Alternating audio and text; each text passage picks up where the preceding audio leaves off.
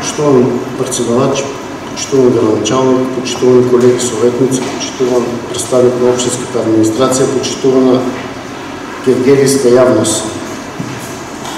Може би Гевгелия няма 684 денари да отдели за своите най-мали сограждани, ще ходят първо отделение, но има 1 300 000 да отдели за фирмата Крав продукция Дойл, koja на последната листа на УЕБ се налага като должност на 917 место. И аз няма да навлизам в делот дали трябвало да има явна набавка, тендер или не знам що друго. Това нека си го гледат общинската администрация и институциите. И аз по другия дел ке навлизам за ова апликация, що я добихме пред 2 часа и коя успяхме леко на бързина да я разгледаме. До почетокът на седмицата за ова доимахме само ова. Ева нека види цяла явност. Ова е един лист А4 формат, обясните за овие 1 300 000 денари за Крав продукция. Но очигледно Крав продукция има спремена добра апликация, која што со некои ситни детали гледаме дека ја продава много добро и во земјава и во странство, и на Пиволен, и на Виноскоп, и на Паскерфест, и на Охрид Винофест. Но ние живееме в Гевгелија, што би реке они лоцирани во срцето на југот. Така што и ова седмица се закаже на 14 август, за да може от утре веќе да тече първата овива, па втора, па трета и все така до 15 септември за този викенд, за тия 3 дена Паскер Фест, ова Крав продукция, да ни каже како изгледа един фестивал на храни и пијалници на нас от Гевгелија, а бидејќи апликацијата сигурно добро да те на брзина во еден ден ја составиле и ја доставиле во општина Гевгелија, за подолу да пишува за интернационален пивофестивал ќе биде дизајниран интернет страница особено со дизајнот на главниот спонзор. Но да се вратиме од почеток. Локациите на фестивалот ќе бидат покриени со монтажни шатори, тенди, кои ќе овозможат унифицирана изvedба на настанот, тематско обележување, евентуална заштита од временски услови. Предложена локација е кај пазарот. Или старата касарна во Гевгелија, во согласност и со одобрување за користење од страна на општина Гевгелија. Па како они ја доставиле апликацијата, биле во општина Гевгелија и сега општина Гевгелија треба да им дозволи која од двете локации. За кај пазарот, за ова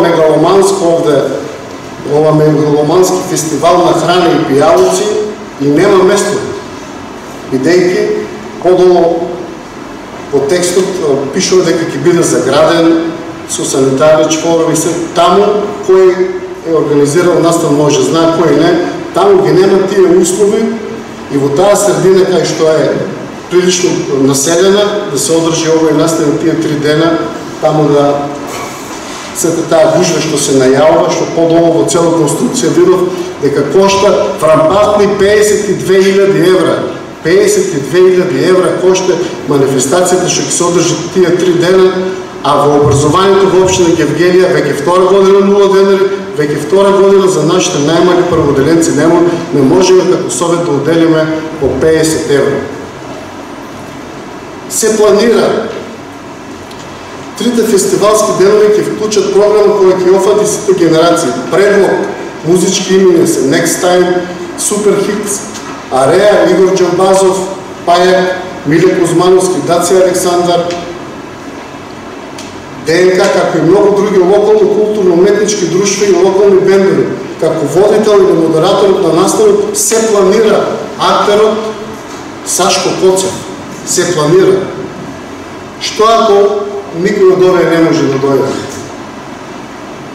Кога ние ќе бидеме информирани како советници, што овде треба да ја изгласиме ова културен настан фестивал на храна и пијалници, прво кај локацијата, а после се планира во трите фестивалски денови кој ќе биде присутен, кој ќе ја води и кој ќе настапува таму. Стратегија на проектот, целни групи.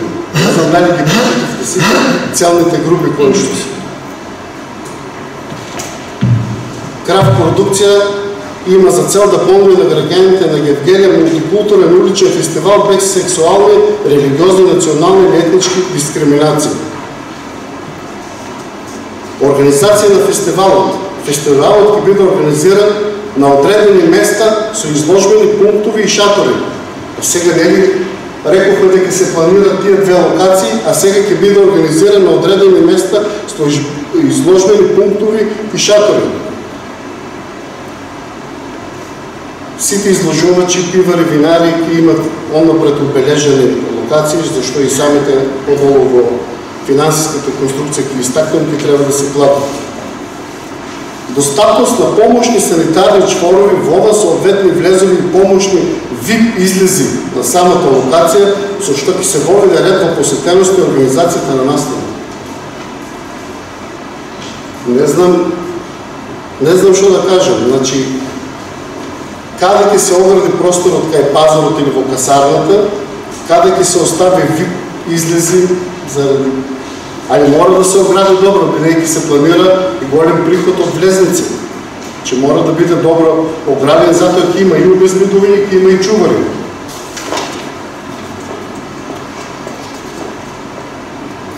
Програма на фестивалот. Континуирана жива музика на една главна бинарна локација на фестивалот и поединечна анимација на тематско пивски шатори. Фестивал на храна и пијалци, али се, бидејќи собственикот е собственик на пиварници, организиран и во други држави во делот на пивото, може би акцентот ќе биде ставен на пивото. Каде ќе биде ставена таа кај пазарот, континуирана жива музика на бина. Имајќи во предвид колку згради и колку куќи има околу пазарот.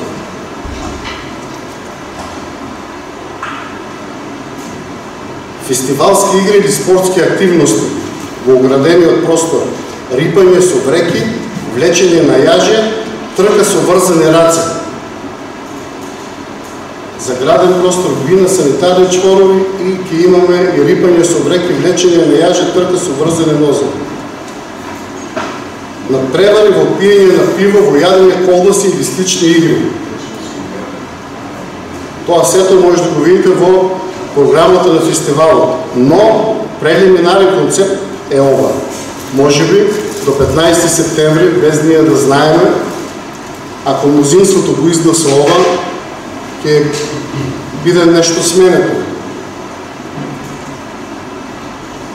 Медиумско покривање. По-долу во финансиската конструкција ќе ви објаснам за медиумското покривање, но сега за ова интернет страница. За интернационален пивофестивал, овој нашиот што ќе биде за храна и пијалци, ќе биде дизајнирана интернет страница во согласност со дизајнот на главниот спонзор. Во ред.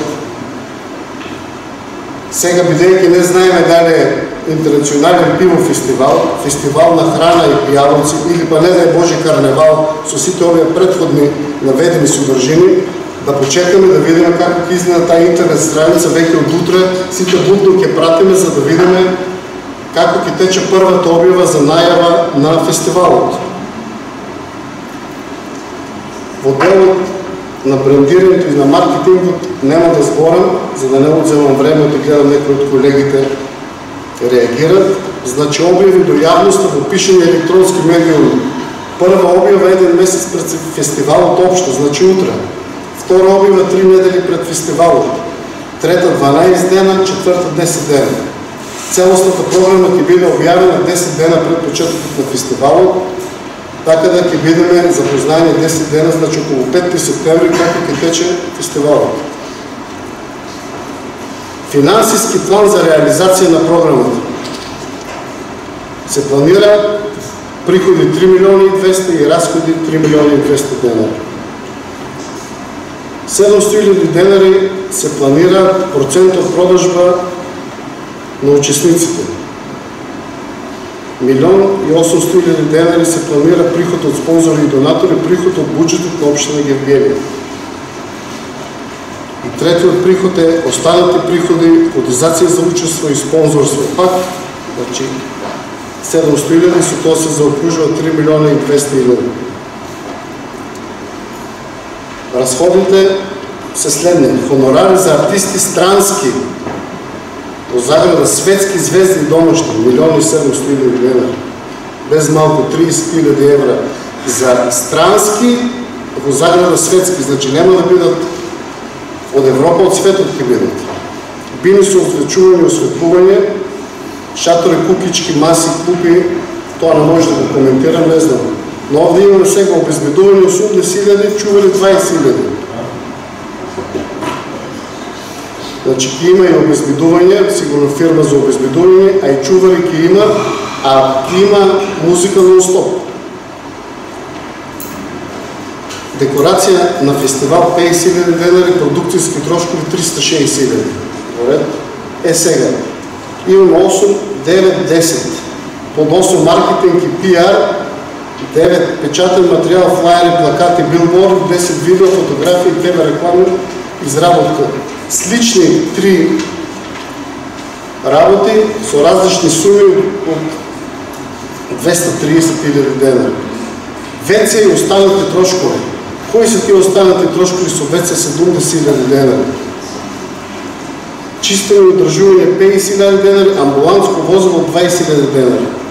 И аз съм сведок и мисленото до сега никогаш кой да е организатор община Гевгелия или на било какъв настан, от било кой характер, цяла наша община, ако се обрати общината или Мъвъра или било кой надлежна таква, амбуланско возило не се плати, но да има 20 000 денари. За права за музика 80 000 денари. Все вкупно 3 милиона и 200. Това е, значи Гевгелия ќе добие културен настан от над 50 000 евро, кои ќе трае 3 дена, на една от 2 можни локации, со планирање на светски странски звезди, со планирање кој ќе биде водител, а имајќи во предвид ова што го наведа во фирмата, дека се што она има организирана и каде што тоа го има организирано, јас може само да кажам дека ова апликација што ја спремиле, што ја дополниле на 4 август истиот ден, ја поднесла во Гевгелија, е само добро препишена од некој друг настан што претходно тие истите го организирале и мислам дека на такво недомакинско трошење општина Гевгелија не смее да се дозволи за таков културен настан што некаде се нарекува фестивал, некаде на храни и пијалци, а некаде се нарекува интернационален пиво фестивал. Така да советничката група на СДСМ нема да го подржи ова и бараме секој од вас советници добро да размисли пред да гласа за овој така наречен културен настан. Благодарам.